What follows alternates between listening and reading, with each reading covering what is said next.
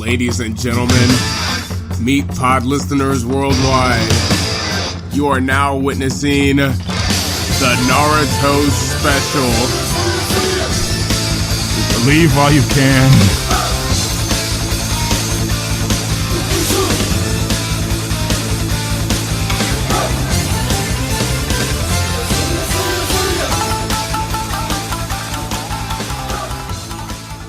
So we're doing the Naruto special. This is your last chance to run away. It's gonna be a long boy. A long skinny boy, just like in Tetris. Why do you want to do the Naruto special? I mean, I don't, but No one wants to, but you have to. I think it's time. It's time to put this to rest. That's right. Because a while ago, I don't know how long ago it was. Couple months, probably like 3-4 months ago. You started watching Naruto again. I did. And then you watching it inspired me to like read it again. Yeah. So why don't you first start by telling me why you decided to watch it again? So I was at home. I remember I was at home. I'm laying there, nothing to do. You know, I didn't want to play any games or anything like that. So I'm scrolling on Netflix. I'm just remembering now too. This was more than 3 months ago because like I finished reading it on like Christmas. Yeah, it was. Yeah, it was like last year. Yeah. But please. So I was laying in bed. I was scrolling through Netflix. I was like, man, there's nothing on Netflix that I want to watch and stuff like that. I'm scrolling. And then I see Naruto. And I'm like, huh. I remember I used to like that show. I never finished it. And I was sitting there thinking about it. I was like, do I go down this rabbit hole? Do I do this to myself? Did you like look at the episode list? Yeah, I was like, I looked at the episode list and it was like, it had all the episodes. Yeah. Filler included. Please. So I was like, I didn't know what filler was at the time, but we'll get into that later. Yeah. But I was like, you know what? This will be a perfect time killer. I'm just going to watch it. Lo and behold, that was the worst mistake of my entire life. Not only did it kill your time, it killed a small part of your body. It did. And now I'm here. Yeah, well, a broken man. When you were watching it and you were like talking about it and stuff, it was like reminded me of Naruto and how I used to experience it as a kid. But I never watched the anime all that much. I read the manga, so like it made me nostalgic. So I went back and read it based on you. Right. You know, just like having fun talking about I'm at this part, I'm at that part. So I read it, which was now, you know what filler is now. I do know what filler is. But at some point, the canon just becomes filler. Yeah. Which we will learn. But before we talk about that, we were experiencing nostalgia when we watched it. So how were you feeling, like, back when it came out or back when you were a kid? How did you first experience Naruto? When I first experienced it, I think it was it's like late night Toonami. Yes, it was. So I would watch that right before I went to bed.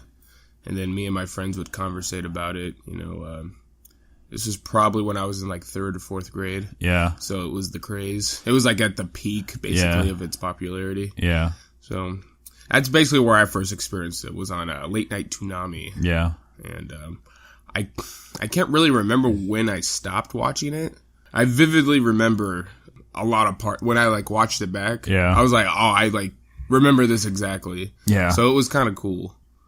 But that coolness ran out. It ran out very fast. Yeah. Did like your friends like it and stuff, or like it was like popular? Yeah, it was popular. It was just the thing back then. It was like popular up until I was in like middle school. Basically. Yeah, that makes sense. And I remember I didn't have one, but I remember a kid, he had a sand ninja headband. Oh, he's the cool kid. And I thought he was the coolest kid. I thought he was the coolest kid on the block. Oh man, what's the sand one? That's like the square thing? It's like the I, basically. Like the letter I. Oh yeah. You're right, yeah. It's the I. Yeah, it's like the letter I and then it has like a square above it. Yeah. I don't know why. Yeah, back when 10-year-old Garo was the biggest badass. He was cool. Yeah. He was very mysterious. Yeah. So for me, Naruto, was a manga. I didn't know what that was at the time. Me neither. But did you ever get in school like book order sheets? We would sometimes get handed out these like flyer kind of things, maybe like 3-page leaflets. I know exactly what you're that had like books and stuff you could order. Yes. It was like part of like the Scholastic or something. And then there would be like a book fair. Yeah, and then there'd be a book fair days later. And like those book orders were fun if, your mom would buy you something. Yep. But they were always fun to look at, and they'd always had that one thing in the back that was a scam, like magician set or something, where you pay $5 and then you get locked into like a $60 a month 5-year contract. Perfect. But without getting too much detail into those, from one of those I ordered an issue of the magazine Shonen Jump because it had a picture of Goku on the cover. Of course, and Goku's the coolest guy ever. Yes. Even still. Which Shonen Jump was like the Western division of like the Jump magazine, which would publish all the manga, a lot of the like Western popular stuff like Naruto, Dragon Ball Z, like One Piece, right. Yu-Gi-Oh, stuff like that. So like I read that, and you know I was blown away at these like cool comic books. I just thought they were comic books, right? And I ended up getting a subscription, and so I would read Naruto like month to month, and eventually I found out about the anime. I was like, oh, cool, they're making a TV show based on it. And I was thinking, like, the Spider-Man TV show, like, you know, it's original stories and stuff. Right. But when I watched the anime, I remember it was the Chunin exams, the written test. I was like, man, this is just exactly what they did in the comic. It's crazy. And I remember getting the comic out and just, like, following along and just thinking it was so weird. And I thought it was cool because, like, I knew stuff that happened that the other kids didn't know. Yeah, the inside scoop. Yeah. So, like, I read Shonen Jump magazine, like, from then. I think it was like the second year of Shonen Jump magazine, like issue 3. I'm not quite sure. I could look it up to see like what the cover was because I know which Goku was on the cover, and I read like all of the like Western print release of Shonen Jump magazine, which like ended when I was in like high school or something. I think it was Super Saiyan God, Super Saiyan Blue. Yes, it was Super Saiyan God Kakashi versus Red Shaggy versus 10 Tails Goku. Perfect. That was what was on the cover. So yeah, just type that in. Yeah. You'll find it. Actually, now that I think about it, it might not have been Goku. It might have been Yu-Gi-Oh on the cover. I don't know because I read that magazine so many times that the cover was torn off. Yeah, and I know pretty much where I stopped reading Naruto, and that was around the time where this one guy says we're announcing the Ninja War. That's pretty much where my memory ends, and it turns out I was right on the money. Yep. I stopped at the perfect spot. And we will soon get into that. Yeah. But I think first we should talk about, you know, the beginning of the series. Yeah, so what I want to do for this is to break it up into categories. Is first we'll do we just talked about, you know, our past experiences. Right. And now we'll do like a play-by-play of the plot of Naruto. Whew, that's going to be rough. And then like I said, it's going to be a long boy. And we'll talk about the aftermath of that. And then we'll talk about some of our new Naruto experiences with the Naruto fan community, things like that. That'll be a very interesting section. So really, I don't really have any problems with Naruto until it gets into Shippuden. I think, like, the part 1 is pretty freaking solid. Yeah, I think like, it's really clear in the beginning. It's really clear in the beginning why this caught on. Especially the first chapter, the first arc. We might as well just start. The very first. I don't know if it was all covered in episode 1, but it was the first chapter. Naruto gets the scroll, you know, Iruka, that stuff. Yes. So yeah, he it's basically established right off the bat, like, this kid's a loser. Yeah, like Naruto's the kid that nobody likes. Yeah. Which basically, if you watch Naruto, you were that kid. that was you. That's why it caught on. Yeah. Because if you watched anime even back then. Yeah. So yeah, it's pretty much established right off the bat that that's who he is. You know, he's on his own. Doesn't really have anybody. No to turn parents. To. No parents. We find out later, I think, that he just lives in an apartment on his own. Yeah, which is great. Yeah, he's like, how old is he? 12? Yeah. Yeah. Maybe if that. Yeah. And he just got his own house. Yeah. Got his own place. I don't know how he could bring over as many dump pieces as he wanted to, but you know, his 12-year-old dump pieces. He never did. Yeah. So he lives alone. He's a big troublemaker. Nobody loves him. Nobody. And then eventually he gets tricked into stealing a forbidden scroll. I don't know how he did that. Yeah. That same scroll, we find out much later, the forbidden scroll, has techniques to reanimate the dead. And he was able to steal that. I'm glad he didn't read that one. So he, at 12 years old, he could bypass elite security and steal a forbidden scroll. Yeah. Something that nobody is allowed to see. Yes, he basically tricked a bunch of master ninjas into stealing their secrets. It's like if someone broke into Area 51 undetected. That's pretty much the closest, like, comparison, yeah.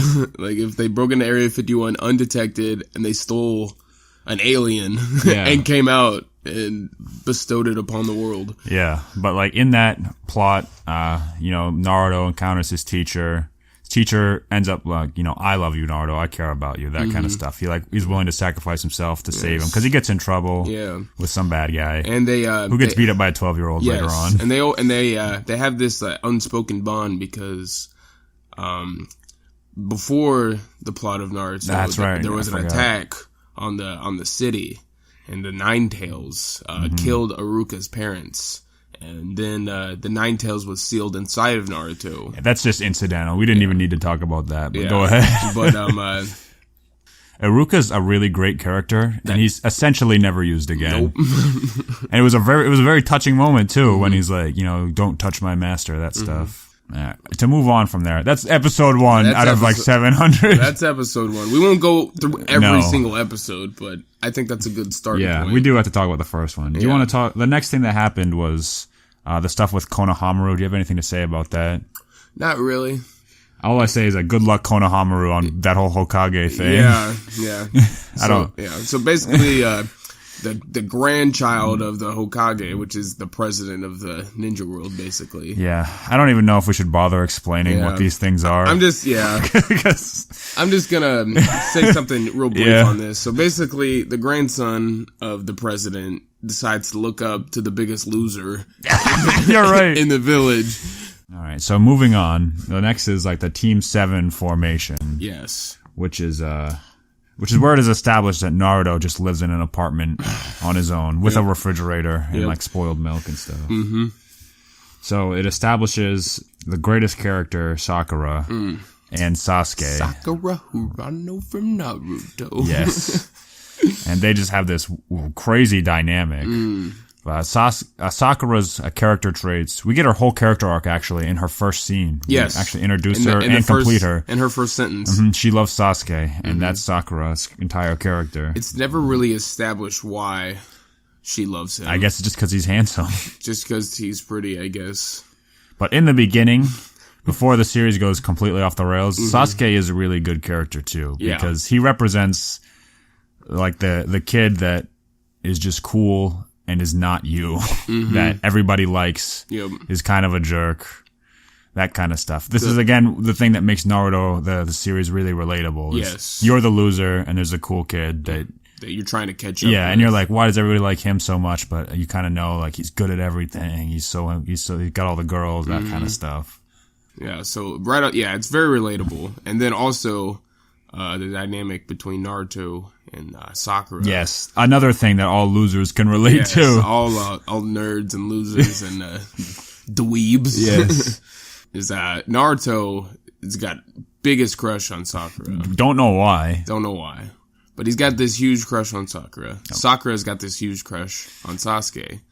So while Sasuke is completely indifferent, and then Sasuke is just like, you both suck. Yeah, you're both losers.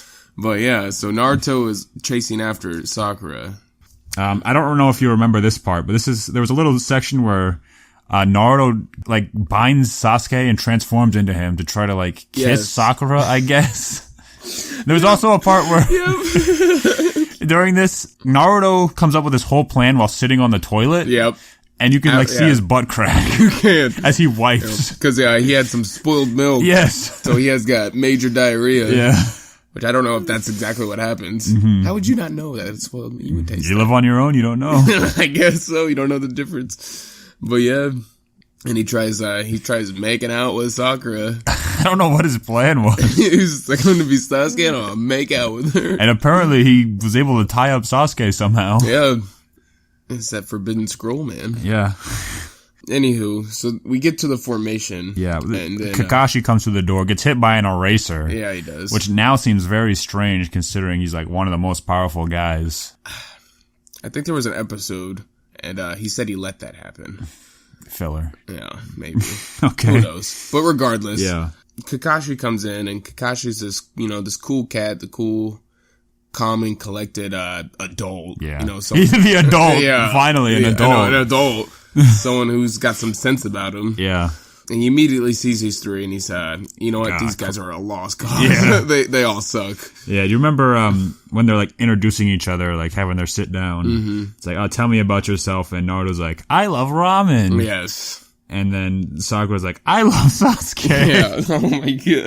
And Sasuke's like, I'm gonna kill my brother. He's like, I hate everything. Also, I am a 12-year-old who plans on murdering an adult man.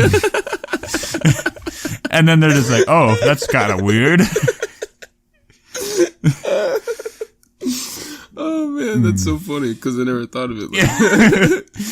But yeah, and then he's just like, because you know how like all the kids are like, okay, he's the cool kid. Oh man, he's so cool. And, Yeah. oh, he's the loser. And then the adults are just like, man, you're all losers. You know? Yeah. And that's basically what Kakashi thinks. Yes. And he's right. And he's 100% right. Yeah. I know we're going pretty slow to the beginning, but that's because it's all good so far. We have a lot of good things to say. Yeah. Once it goes off the rails, don't worry. Yeah. This will only take a few hours. So, I don't know if you wanted to say anything about like the bell stuff. I did have a couple things I wanted to mention. Okay. First of all, Kakashi performs a technique known as the 1,000 years of death, which is when you put your fingers together and stab a 12-year-old boy in the anus. Oh man. And said boy will fly off like a rocket ship. And in the ninja world, this is a completely fair game. Yeah. There's no foul play there. There's also another great part where Kakashi tricks Sakura by putting her in a genjutsu, which is an illusion, which Sasuke gets brutally murdered by getting stabbed and impaled 100 times by knives. And she says, and she faints. Yeah. I know that the anime is like at least somewhat censored. I don't know what it was in the anime. No, the anime was like, There's like blood. He's like stabbed through the neck multiple times. It's like knives sticking out of him. He just drops dead. Yeah, the one on Netflix, it's like basically like the original stuff. So there's blood and everything like that. Yeah, it's pretty brutal. Yeah. I mean, if we mentioned those things, I think we would be pretty dumb if we didn't mention the what? That was my only other thing. Yeah, okay. This moment where Sasuke displays his prowess by performing the fireball jutsu technique. And we're saving YouTube clips for later, but I think we should play this one right now, where Sasuke performs the setup for fireball jutsu, and Kakashi is just shocked. Yes. With complete surprise in his voice, he says, "What? Genin can't do fireball jutsu." Can we play that clip? Yes, we can. Tiger! Fire style! Fireball jutsu! What? Genin can't do fire jutsu. Takes too much chakra. There's no way. And as he gets engulfed in he's flames. like, Genin can't do the... Oh, that's that. Yeah. And then, basically the end of that is they all learn to work together. Yeah. Blah, blah, blah. Work together as a team, and they come together and defeat Thanos. Yep. And then they pass. Yeah. They don't defeat him, because that would be ridiculous. Yeah. The test was just to learn to work together. Yes. So after that, we go into the first really official arc. Yes. And that would be Zabuza. Yes, the Land of Waves. The Land of Waves. And I think we can pretty much skim through this. Yeah. I do have one point I want to bring up, though. In the beginning, they explain ninja missions. The way they explain ninja missions is the entire economy of the world is based on ninjas like performing assassinations. Yes. Yeah. Basically, without ninjas going on missions, the economy would fail. Yeah, there's no like farming or trade. It's solely based on military. The country's wealth is all military. Yeah, that's the way to put it. It's so crazy. So anyway, we meet the first like real villain of the series, Zabuza. He has like pinstripe pants. He's a real fun guy. We'll put a picture up. Yeah, we can't do that. All right. I thought he was really cool for like the first villain. Yeah, he's cool, especially as a 12-year-old. He's really cool. He's got an enormous sword. That's all you need. Yeah, I thought he was a really cool villain. Just like relatable. Yeah, I feel like a lot of the people in the part 1 version of Naruto, like you could believe that, you know, their motives. Yes. And why they are the way they are. This arc was actually, the story was kind of complicated, where it was like a politician or like a mogul kind of like owned all the industry in the town. Yes. And they're trying to like build a bridge so they can like have trade. Yeah. And like, so they didn't have to rely on military. Yeah. And then like Zabuza is like a mercenary hired by that guy, but then like things get more complicated as it goes on, stuff like that. So basically Zabuza was hired to murder the main bridge builder. Yes.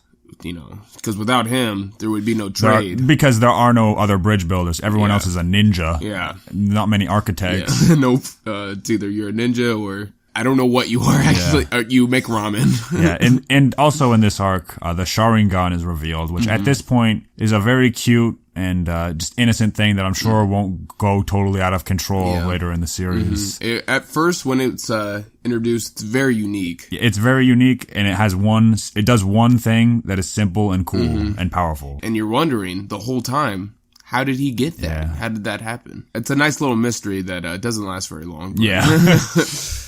But the Sharingan is cool because it just lets you copy anything and read people's minds.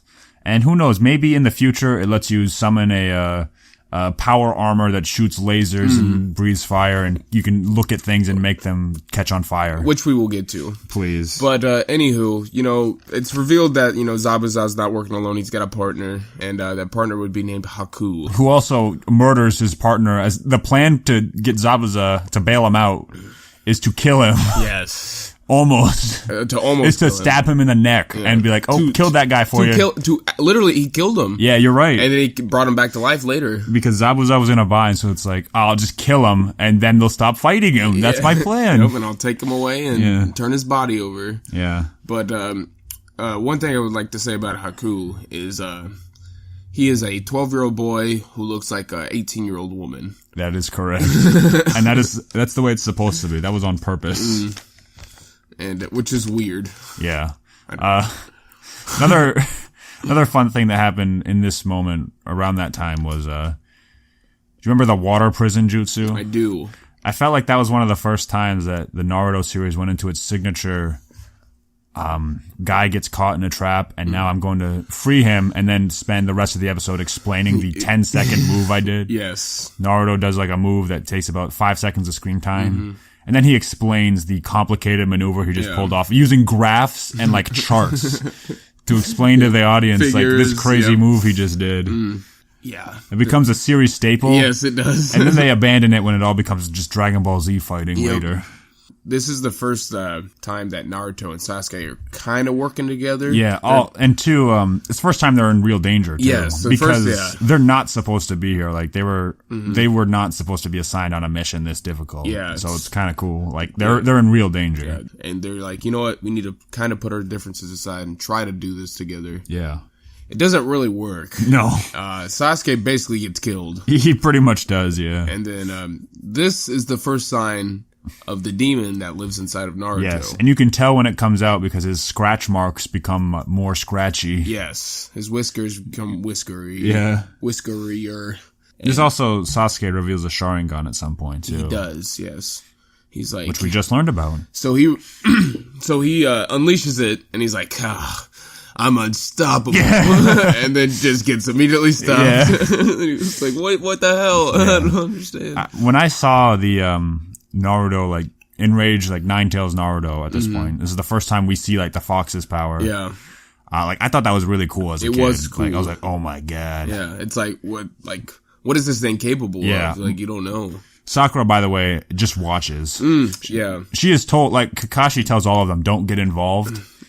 And then Naruto and Sasuke are like, we have to help. And then Sakura's like, well, I'll just wait here. She goes, I'll protect the bridge building. And she doesn't. I guess she succeeds, but that's only because the two threats to the bridge builder were already being taken care of. Actually, earlier in this arc, they have like a training session. They do a couple episodes where all three of them are training, and the training is like chakra control, where they gotta walk up a tree. Yes, Sakura like gets it first try, and then Naruto and Sasuke like compete with each other. They like spend all day and night working hard. And then Kakashi basically just deduces, like, man, those two are going to go far. And Sakura doesn't push herself, and she'll always, she'll never get farther than she is. Like, it's at this point in the series, we're so early on, and it's already established that Sakura sucks. Yeah. She really does It's suck. acknowledged by in-universe, by Kakashi, that Sakura sucks. Yeah, she does. She's not a good character. Yeah. Even in the later stuff, which we'll get to. Yeah. She never becomes a good character. Do you want to move on to the end of this arc here? Yeah. Let's move on here. Kakashi summons some cool dogs with sunglasses, which are great. I love them. They got a dog with sunglasses. No one else could do it too. He could just summon dogs. Some of them have sunglasses. They all have vests. But anyway, one of them possibly was smoking a cigarette. Yeah, possibly. You're right. For sure. I think so. Like Haku sacrifices himself to save Zabuza, and it's like a really good moment too. Like the defeat of those two is really good because like Haku is committed to his master, not her master. Yes.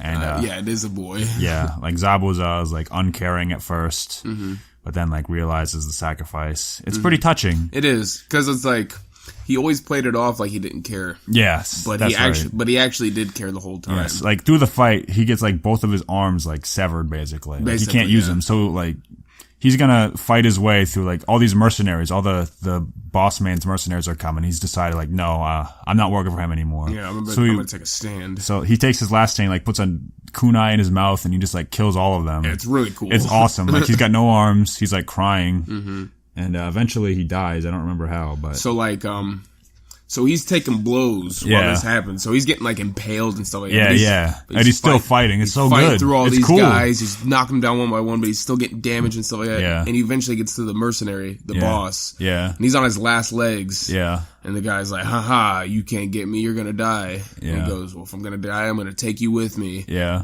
Boom, slits his throat. The dude falls off the bridge. Yeah. And then Zabuza collapses. Yes. And this was such a great moment, like, cause Zabuza's dying, and he's, like, realizing, like, Haku, I'm sorry for everything I treated you. And he said, I remember he said this, like, I won't be going to the same place as you. Yeah. And it's like, man. It hits. It does. But we find out later that, thanks to Impure World Resurrection, that doesn't really mean anything. Yeah.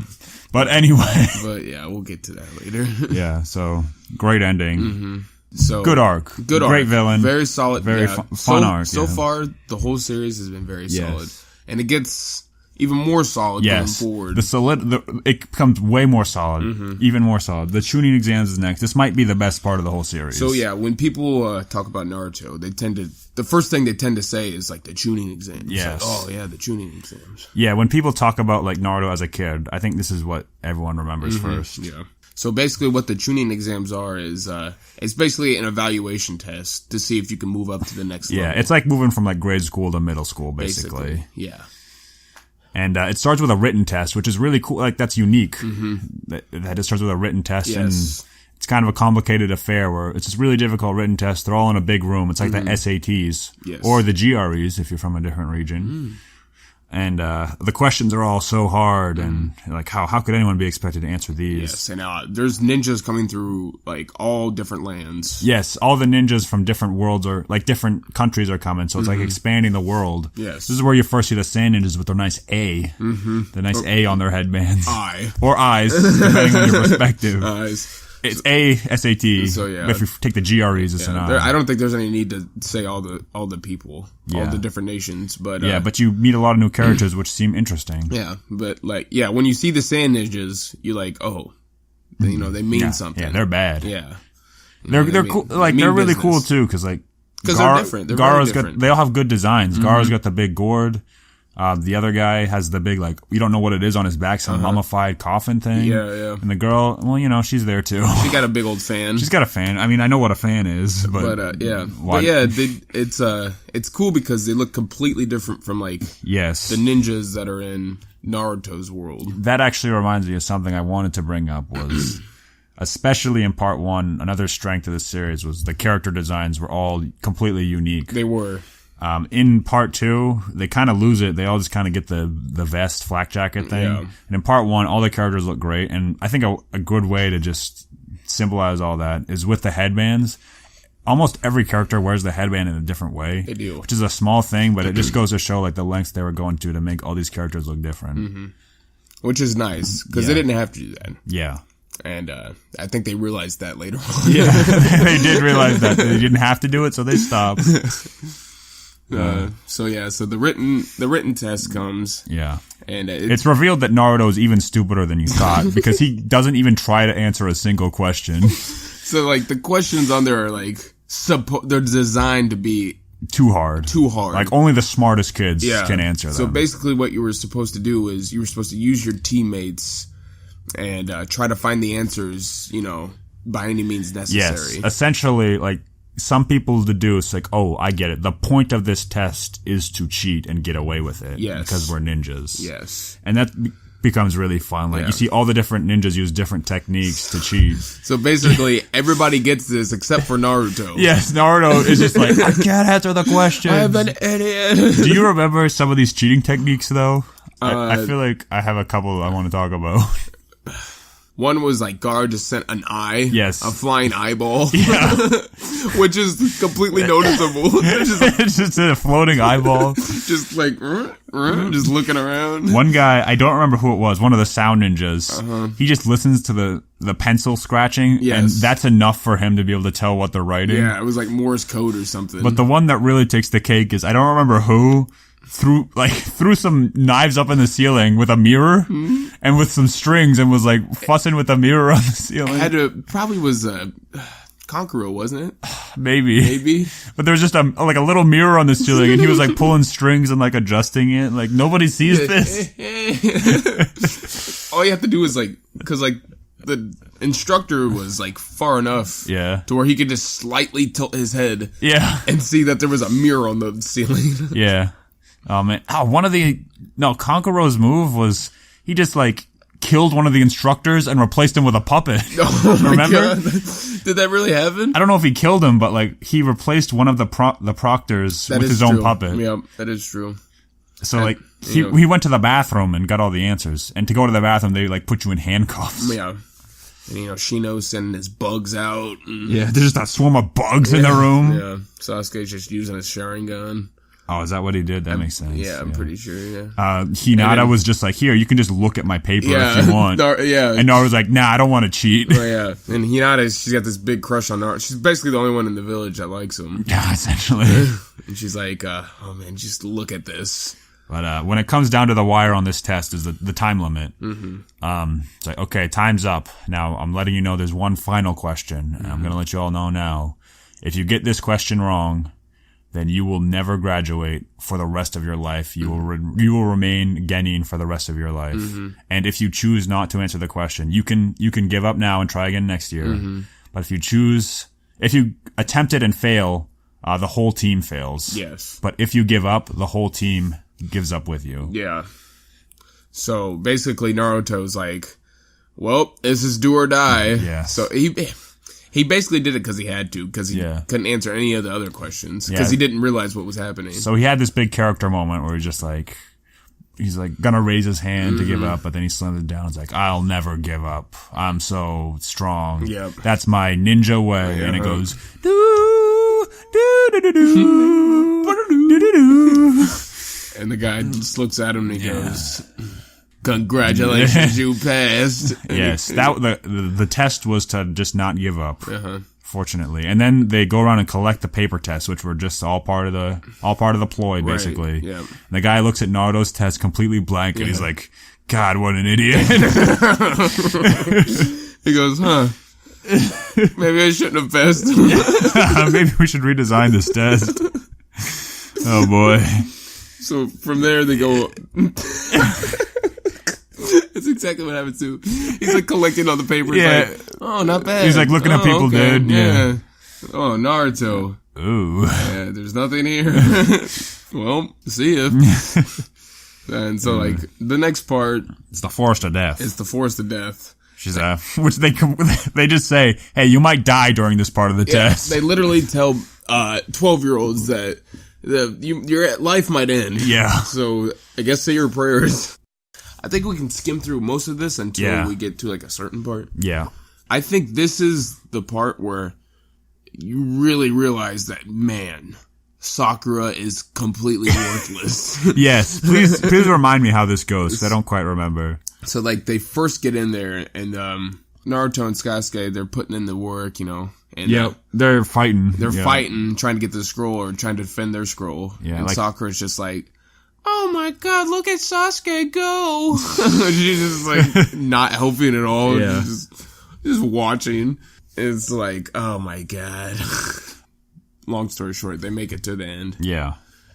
And they pass the Forest of Death. But Yeah. basically, you have a good understanding that Sakura is worthless after they go through the forest. But just in case you didn't know, in the now the tournament section of the exam, we will learn that once again that she's worthless. So after the forest, so they gotta trim the fat a little bit. So they're gonna have preliminaries Of just fighting, just one-on-one fights. just one-on-one fights to see who's the best, and that way they could move on with the rest of the exams. All right, I got some highlights here from that. This is basically the best part of the whole series. Yeah, pretty much. The preliminaries to the tuning exams Yeah. are It really is. the best part. It really, like, what's good about it is it's the characters come through their fighting, pretty much. Like, they don't have anyone to rely on. Yeah. It's solely on them. Yeah, like, the characters get to show, like, their personalities and who they are through the way they fight. It's pretty cool. Because up until this point, it was really hammered home that it's all about teamwork. Yeah. And But it's not. Yeah, it's really not. But up until this point, that's what, like, the main focus was. Yeah. And now that, they were on their own, it was kind of cool to see how they reacted to certain situations. Anyway, so my highlights here. Sasuke fought some loser, it doesn't matter, but the thing I wanted to bring up was Sasuke's Sharingan was able to copy Rock Lee's taijutsu by seeing it one time, which was such bullcrap. It was bullcrap.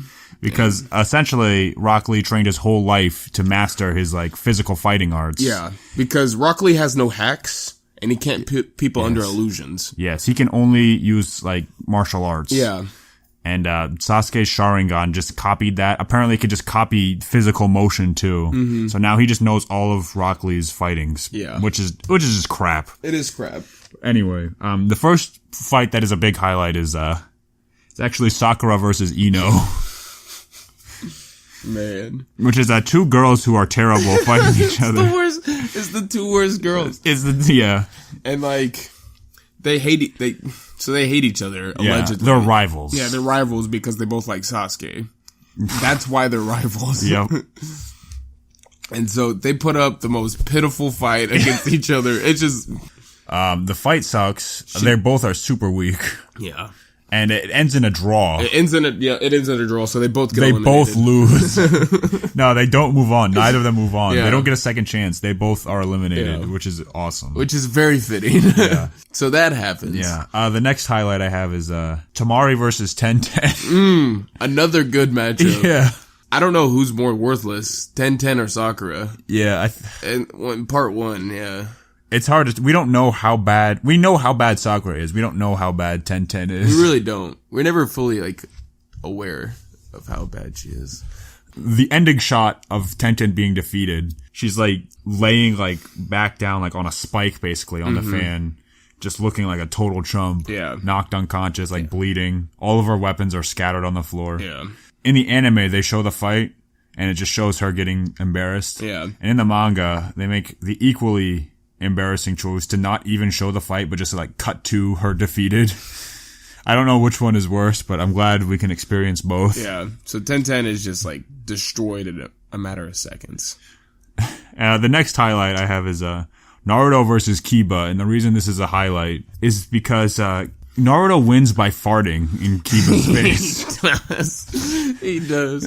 And like throughout the whole fight, Naruto's like, this is where I can prove myself to everybody. Yeah. And, I won't give up. I'm going to win this fight no matter what. And then Kiba, he's got a sense of smell is heightened. So he's like charging at Naruto. He's, this is the end. And Naruto got a little nervous. Yeah. He just pooped right in his face. That's seriously the opening he needs to win the whole fight, and that's how he wins, is by farting in his face. Yep. Also, Kiba's another character who says he's gonna be Hokage. Oh, yeah. And good luck with that. Yeah, good luck with that. If we haven't said it so far, Naruto's goal is to be Hokage, which Hokage is basically the toughest guy in the town gets to be the president. Yeah. Is how it works. Yeah. It's pretty lawless over there. Yep. My next highlight, I just wrote Hinata sucks. Hinata versus Neji. I like that fight though. Yeah, it is good. It's good. It just shows how much Hinata sucks. Yeah. Yes, they're part of a clan. Yeah. And Hinata is the heir, and Yes. Neji is just like some nobody from the Yeah. clan, but he's the one who's really good. They're cousins. Yes. They're cousins. Yeah. So Hinata's the heir, and she's a timid loser who's worthless. And Neji is from like the lower branch, but he is, the master. Yeah, and he feels resentment because he's like, I should be the heir, not you. Obviously. So he like beats the hell out of her. He basically beats her within an inch of her life. Almost kills her. Yeah. So like the coolest thing about this, I thought, was like Neji's going in for the kill. Yeah. And like, oh yeah, all of them stop. Like all the higher class ninja. Yeah, all the adults have to like stop him. Yeah, he's gonna kill her. Because it's like, dang, like how strong is this guy? Yeah, it was like really cool. Yeah, like 2 or 3 adults had to jump in to stop him. Yeah, that was cool. How these 2 kids almost killed each other. He was like so ruthless. Yeah, it was like, oh my god. Oh, they also have the Byakugan, another eye technique, which Kakashi says at this point, like, some say it's even more powerful than the Sharingan. Yeah. It basically gives you 360-degree vision. That can also is also X-ray vision. Yeah. But and also lets you see acres and acres away. Yes. Basically, as far as vision goes, it's the ultimate vision.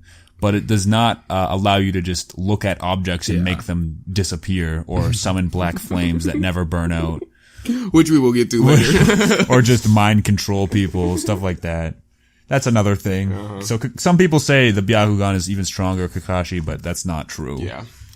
And basically, the highlight of the whole Chunin exams is Rock Lee versus Gaara. Yes. Pretty much, probably like the best fight in the whole series. Yes. Probably. Because Rock Lee, and this is like the characters coming through the fighting, is the guy who is like, he's basically handicapped. Yeah. Because he can't do ninja magic and everyone else can. Yeah, no hacks. Yeah. So essentially through like hard work alone, he's just mastered martial arts to such an incredible degree that he can stand toe to toe with even this other guy, Gaara, who is like being built up as like the main villain now. Yeah. And it's really cool because it shows you some backstory on Rock Lee. Yes. And it just shows you, like, everything he had to go through just to get to where he's at now. Yeah. It's like all the hard work he had to put in and everything. Yes. Another great thing, too, it shows is, like, how great all these side characters are. And how they are just as important as the main characters, which will soon be forgotten. Yeah. So, like, in part 1, it was really cool because it felt like everybody mattered. Yeah. And, like, everybody could, except for Sakura. Right. Everybody could, like, hold their own in some degree. Yeah. And it was cool because anybody could beat anybody. It was never just like one guy just leading the way and everyone's just miles away. Which we'll get into later. The best part of this fight is, like they're fighting for a minute and like Gaara's like, oh, is that all? And then Rock Lee's like, Master, is it time? It's like, yes. Yes. Take them off. Yes. Take the weights off. So he like takes these, like, he pulls out his pant legs. He's got like weights on his ankles and he's like, he's taking them off. This is awesome. And it's like, oh, like, and they're like, looking at it, it's like, oh, what rudimentary training technique. I think it was like Tamari. Yeah. She goes, you think taking off a couple pounds is gonna, and then like, he drops the weights and they just hit the ground and it create enormous craters. Yeah, and she's like, he just lets go of them and they immediately just create explosions with how heavy they are. And then he just becomes like faster than the human eye can see. Yeah. It's so crazy. Yes. It's really cool. It is. And then like he starts. It's awesome that this side character is able to like go toe to toe with who is essentially the main villain at this point. And like they're going at it and like Rock Lee's taking it to him. Yeah, and like he's pushing Gaara back. Yeah, he's like gaining ground and he's like starting to win. He does the primary lotus. Yeah. Great move. Yeah. And so like Rock Lee's pushing him back and then Gaara's like, all right, I might have to get like a little serious. Yeah. So then Gaara gets a little bit more serious and then Rock Lee is pushed way back. Like Gaara shows like a little bit of what he can do. Yeah. And like Rock Lee's like, oh man, like, oh, I don't know what to do now. Yeah. And his master's like, it's time. Yeah. Like, I'll allow it. And Rock Lee also knows a forbidden jutsu. Yes. It's called the 8 Inner Gates. Yes, which is essentially like unlocking the limits of human potential. What's cool about all this early stuff is that everyone has a unique technique. Yes. So like when you put them together, it creates interesting results. So yeah, essentially like he can push his body further and further to become like more superhuman. He can still only do the physical arts, but his like strength and speed will just keep increasing at the expense of his own health. Yes. Like his body still feels it since like some of his nerves are shut down. He doesn't really feel it until he's done using it. The fight just like escalates a lot. Like they go really far. Like Rock Lee just starts like landing serious blows on Gaara, like cracking his armor and stuff. Yep. Yeah, and Gaara's got this like ultimate defense that no one can penetrate. Yeah. And Rock Lee's getting through like it. He's starting to get through it. And it's awesome because he was just a side character before, but now he's at this point, like he's won over like all the fans basically. Yeah. And then basically this is the best part of the whole series. Yeah, it really is. And then why we're talking about it. Gaara's like getting pushed back because, you know, Lee's using the inner gates. Yeah. And then Gaara, he eventually is like, no, I'm just gonna kill this kid. Yeah. Like, I'm just gonna kill him. So he like traps Lee in this sand prison. Yeah. And crushes his arm and his leg. He breaks his arms and legs. Like to a point where he may never be able to use his arms and legs again. Yeah. It like the pain is so much for Lee, he passes out. Yeah. But then he's like stands up. He stands up while he's unconscious. Yeah. He won't stop. It's so cool. Yeah. Like he's just moving forward and he's not even like he doesn't even know where he's at. And but then that's ultimately the end of the battle, yeah. though. Like the like referees intervene at that point. And then at that point, it was established that Rock Lee was never going to be able to fight again. Yes, they did say that. And that's all that he wanted to do was become like a good ninja, just so he can make his master proud. Yeah. And they're like, well, you should just give that dream up because you'll never be able to. You might not even be able to walk again. Yeah. Like without assistance. So it was a real punch in the gut because it's like, oh man, this character's so awesome, and then he just gets taken away from you. Yeah, and he'll have some more stuff later, but then he'll just get taken away and never come back. Essentially, and then Rock Lee never really reached his full potential. He did not, which is very upsetting. All right, so to move on, like that's the end of the prelims. After that, Naruto meets Jiraiya. Who is one of the better characters. He is. He's definitely one of the best characters. Yeah. He's just a real fun guy. Yeah, he is. I don't have that much to say about him, but he's just like a very he's funny, he's endearing, all that stuff. So basically, he's like the old master. Yeah, Jiraiya is like another legendary ninja, just like Orochimaru. He takes Naruto under his wing because he reminds him of himself when he was younger. Yeah. So, and then he teaches him the summoning jutsu. Summoning jutsu. And then, and now Naruto can summon big old frogs. He can summon some frogs. Some big, some small. He gets to summon, if you want to get technical, toads. Yes. But who cares? And, he gets to summon a giant toad who's got a pipe. Yeah, he gets to summon Gamabunta, who has like a samurai coat and a pipe and a sword. Yep. And a big old toad. And he's really cool. He is really cool, yeah. Cause he's like this like no nonsense giant toad. Yeah, he's like a Godzilla toad. He's just like, hey, what you summoning me for, kid? I'm trying to smoke my pipe over here, my giant pipe. He's cool. Yeah, like Naruto gets taught his special thing, and then, you know, Kakashi teaches Sasuke his special thing. I want to talk about Kakashi teaching Sasuke. Like, Kakashi teaches Sasuke his, like, special move, his signature move. So, that only Kakashi can use. Yes, but Sasuke can do it too now. Yeah. So, Kakashi might end up regretting that later on. Maybe a little bit. He might end up regretting that decision to teach him that extremely powerful move in a few years. Yep. But that's all I wanted to say about that. But I digress. Then they move on to the finals, which this one takes place like in an arena with fans and stuff. Yeah, this is the actual ordeal. Basically, the highlights from there. I mean, everything really is a highlight, kind of. Yeah. Like Shikamaru and Tamari. Yeah, that's really good. Yeah. Shikamaru is like, this is his first chance to really shine, and he's like a really good character. Yeah. So Shikamaru basically is the smartest ninja in the whole world. Yeah, who ever lived, essentially. Yeah, basically. And he's 12 years old. Yeah. And he wears a mesh shirt. He does. He doesn't wear like a shirt at all. It's just mesh. Yeah, it's just like a mesh, like, beach shirt. I don't know. 12-year-old nipples are just out in the wind. just nice steady breeze they're getting. Yeah. But, yeah, like, he just shows off just how, like, smart he is and how, like, strategic he can be. Yeah. And it's really cool. Like, he wins with strategy. It's really cool. Yeah. Like, Naruto fights Neji, and he beats him by just never giving up. Yeah. Burrows his way underground and just uppercuts him to hell. Yeah.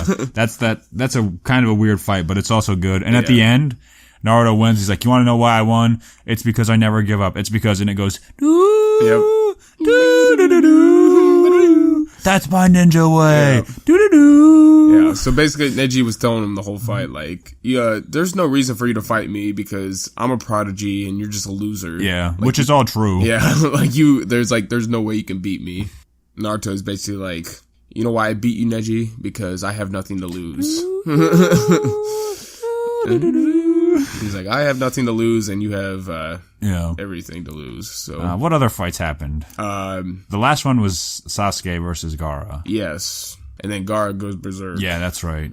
And then the demon is essentially like released, like a Godzilla comes out pretty much. Basically, like a sand Godzilla. And then this was the evil plan of all the sand guys. And then there's like a plan to like attack the village and like try to take over we say village. It's like a huge city, but it's called the village, the Hidden Leaf Village. So basically, turns out that Orochimaru and the Sand Village formed an alliance to take down the Leaf Village. Because it's basically universally known that the Leaf Village is the strongest of all. It definitely. Well, think about it. The Sand Village is in the desert. Mm-hmm. The Leaf Village is in a forest with farmlands and rivers. What are the sand people going to do? Like, what resources do they have? Well, it's a good thing they run off a military alone. Yeah.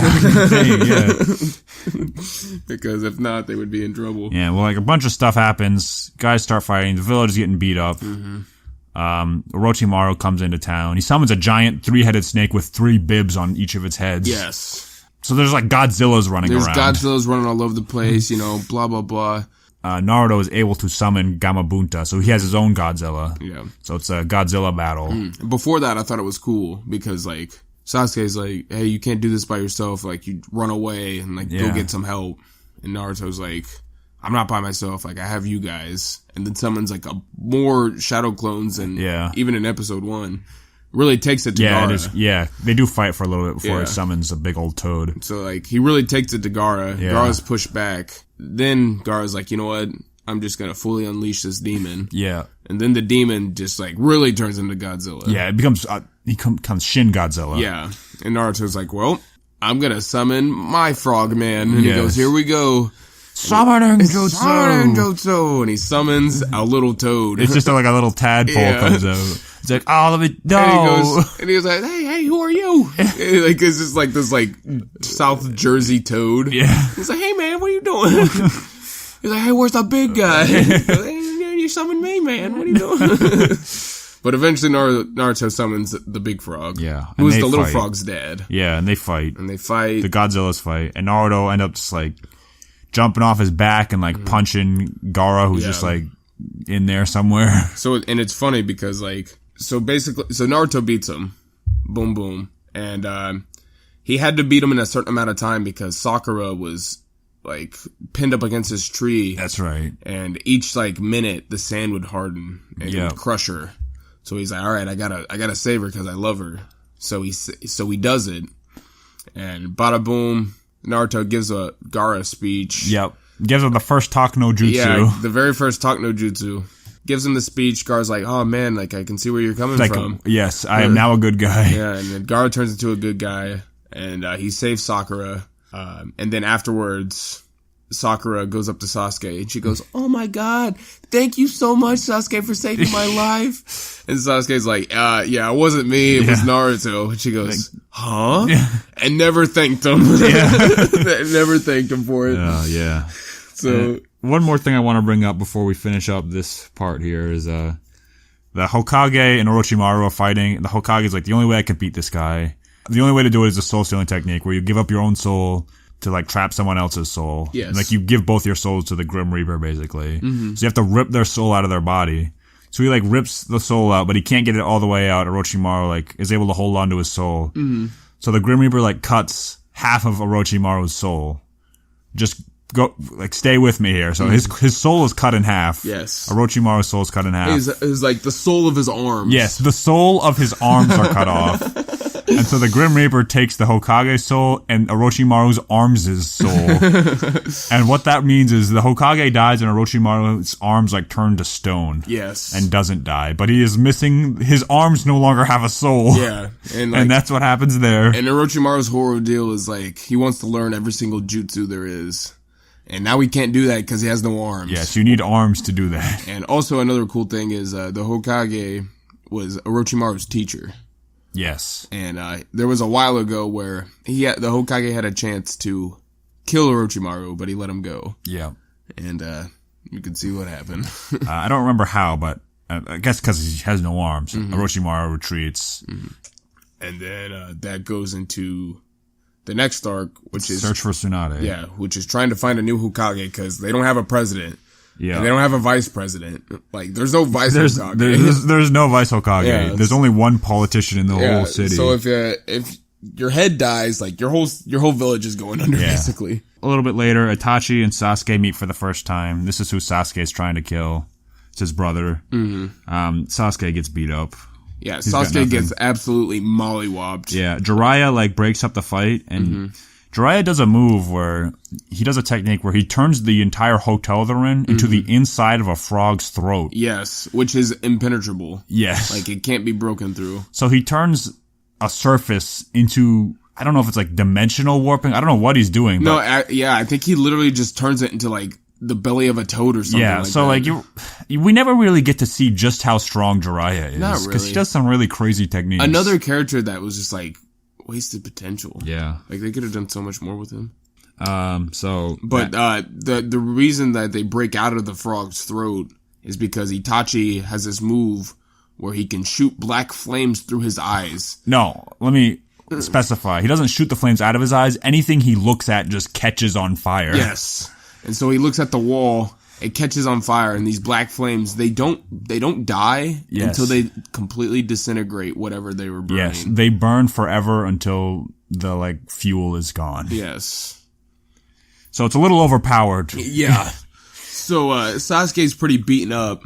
They need somebody to fix him. And there's only one person in the world that can, like, relieve the pain. Apparently, only one person can do it. Yeah, and that's the third and final legendary ninja, and that would be Big Boob Tsunade. Allegedly legendary. Yeah, that's what they claim. But it is Goober Grape Tsunade. Yeah, well, are they Goober Grapes? Actually, we don't know. They're the very definition of Timmy Tonkas. I was actually gonna say I was gonna say we had to talk about Tsunade's boobs because Timmy Tonka Tsunade. Take a little sidetrack here. Well, first of all, they want you to know about her boobs. They're really shoved right in the camera a lot. Yeah, they're out in the open. But in flashbacks, when she's like 18 in these flashbacks, she has no boobs. But modern day, she's got Timmy Tonkas. She does. It's one of the biggest unsolved mysteries of the series. Yeah, she developed out of nowhere. Yeah, I think it's like implied that she uses like a jutsu just to make her boobs massive. They gotta be bad on her back. Well, no, because like she uses a jutsu to make herself appear younger because she's very old. Yes. So I think it's implied that like she found a technique to increase her breast size. Yeah, because she's actually like in her 60s. Yeah, but she looks like she's in her like late 20s. Yeah. This is also where Naruto learns the Rasengan, which is a pretty cool like sequence where he's like has to master this technique. So basically, he had to develop as a character to try to learn these things. Yes, that's what was cool about it. And he like had to learn it step by step. It was just really fun. To watch him like learn that move. And it's a cool move. It looks visually it looks cool. Yeah. So eventually, like they end up talking to Tsunade. Tsunade, she has a pig. I don't know why. Yeah, little oinker, little pig friend. They probably fight a couple times. She also has an aide. Yes. An advisor, I guess. Yeah. Who doesn't advise her very well, because essentially what we're leading up to is Tsunade, Jiraiya, and Naruto have to fight Orochimaru and his like 16-year-old butler Kabuto. Yeah. Who beats up Tsunade, who beats her. Yeah, who is Tsunade, don't forget, is a legendary ninja. Yes. It's part of the legendary Sannin, I do believe that's what it's called. Yes. And she essentially loses to this to a child. Yeah. Like he's beating her with like techniques where he's like cutting off like chakra vessels with like energy from his hands. Yes. So like doing like palm strikes to like paralyze you and stuff. Right. And he like, I'm gonna finish you off, and he delivers one to the chest. But then she gets back up and like ends up fighting back. It's like, oh, her boobs must have been so large that they absorbed the blow. I think that's what happened. It's basically what happened. So like they're all fighting. Eventually, all the three legendary ninjas summon their pets. It's the snake with bibs versus giant toad versus a giant slug. A big old slug. That's lady. Tsunade's pet is a big slug who is defeated in one hit. What? Like she gets hit, and then turns into a million small slugs. Yes, which just crawl around and like slug all over you and like release healing juice on you. So long story short, they end up. I don't know. I can't necessarily say they beat Orochimaru, but they just stop fighting. They just stop fighting. Yeah. And this is an armless man. He can't really. That's true. This is the guy who cannot use his arms. Yeah. So they can't quite beat him. So they fend him off, and then Tsunade. She agrees to be Hokage. She agrees to be Hokage, gives Naruto the necklace. Yeah. And they go back to the village. She heals Sasuke. So Tsunade's the new Hokage. So she's the new Hokage. Yeah. Then we go into like the final arc of the first part. Yes. That would be Sasuke leaves the village. Yes. And the way he leaves the village actually is a bunch of Orochimaru's men come to like escort him out, and they just pretty much put him in a pickle jar. Pretty much. And they carry him out. So he leaves with these ninjas that were helping destroy the village a couple months prior. A few months ago, yeah. Right before Sasuke leaves, Sakura stops him. And again, worthless. So she stops him and she cries for him. Tells him how madly in love she is with him. And she's like, I'll come with you. We'll run away together. Yeah. And he sneaks behind her and knocks her out. Yes. And then he leaves. He gives her the golden eye chop. Yeah. And she just knocks out. Yeah, he doesn't care. She professed her love. Again. Like nothing stopped her before. No. She basically said she wanted to turn her back on the whole village. Yes, she offered to run away with him. So then, Tsunade is like, alright, I'm gonna take the youngest people in the village and you're gonna go try to get them. Yeah, I'll take the least experienced guys. Yeah. Sakura doesn't go, by the way. She doesn't go. Correct, because they only sending the best of the youngest. Yeah, so like right before she leaves, she's like bawling, sobbing. She's like crying to Naruto. Naruto, please bring Sasuke back to me. As if that he was hers in the first place. Yes. Begging and pleading with him. And like Naruto loves this girl. And Naruto's just like, dang, like, alright, don't worry, I promise on my life that I'll bring him back. Yeah. He cares about her so much that he'll just do anything to make her happy. Yeah, and he cares about Sasuke too. Yeah, he cares about Sasuke. He sees him as misguided. Yeah. Sasuke's like the brother he never had. Yes. Or the parents he never had. Or the family. Or the overall family. Or a friend he never had. Or a friend. So they go after Sasuke. Basically, Sasuke's all the in kids, this big old pickle jar. all the kids just like get in fights. Yeah. Do you have anything to say about any of those fights other than Choji is the man? No, I don't have really anything to say about any of those fights. Choji eats some pills. Neji almost dies. Won't be the first time. He'll get a little closer to almost next time. We'll get to that later. So yeah, Neji almost dies. Yeah. They all almost die. Yes. Lee and Gaara. Gaara's a good guy now. Like the Sand people are a good guy now. The Sand Nation is forgiven. Right away. Yeah. So Naruto's going after Sasuke, but he gets stopped by this like really powerful ninja. Yep. And he tries to fight him and just completely fails. And then Rock Lee shows up. Yep. And Rock Lee, is going toe to toe with this strong ninja. Like Rock Lee is recovered. Yes, he pushed through it. Like he kept working hard. He never gave up and was able to get back on his feet. Yes. Like that's a big side plot we never really talked about, but it's good. Yeah. So Rock Lee is like, this is the first time Rock Lee's back since Gaara broke his arm. And it will be the last time. So, Rock Lee's fighting this guy, and then this is where Rock Lee shows off the drunken fist, which is awesome. Like, he's got medicine he has to take for, like, his injuries. Yeah. So, he accidentally grabbed a bottle of, sake, or whatever it's called. Just beer. I think in the anime, they say something, like, really silly, like this, like in the English version, they say something like, oh, that's the, weird apple juice. Yeah. So, like, he drinks it thinking it's his medicine. He downs this thing, and he just gets, like, super drunk real quick. Yes, the 12-year-old gets wasted. And he just turns into a master of the drunken fist. Yeah. And so he's taking it to this guy. But then the guy actually eventually gets the upper hand. Gaara comes, they defeat him, and then eventually it's just one-on-one Naruto and Sasuke. Yep. And this is like the last big fight of the first part. Yeah, this is like the climax of like this like not the series, but like this like the first act. part, Yeah. So and it's like the big one-on-one showdown. It's really dramatic. I don't have much to say other than Sasuke like transformed into a weird like he like grows grows like hands on his shoulders which turn into wings. Yeah, he grows hand wings. Yep. And Sasuke uses the Chidori against Naruto, almost kills him. Good work, Kakashi. Yeah. Naruto, like, the demon fox, like, comes out more than it ever has. Yep. And it was really cool to see that. Naruto was trying to talk him back. Sasuke wasn't having any of this. Yeah, and Sasuke wins. And Sasuke beats Naruto. But he decides not to kill Naruto. Yes. So Sasuke beats Naruto, and then he goes off to be with Orochimaru to learn how to be stronger. Yep. And then Naruto's healing and whatnot. And then the filler episode. Yep. So Jiraiya shows up and he's like, hey, forget about your friend. Like, he's, like, past the point of no return. Like, you need to get stronger because there's more powerful people coming for you. And Naruto's like, screw that. He's like, I'm gonna save my friend. And Jiraiya's like, whatever. Okay. Well, you've convinced me. He says, okay, fine. We'll try to do that then.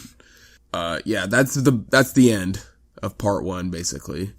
That's when the second part, Shippuden, starts. Do you want to talk about the Kakashi side story? Yeah, you have to remind me what that is. That's Kakashi as a kid. There's a side story with Kakashi. He's a kid. Stuff happens, minor characters. None of them are important later on. So that's basically that. All right, let's take a little break here. Yep, so we're going to take a brief intermission.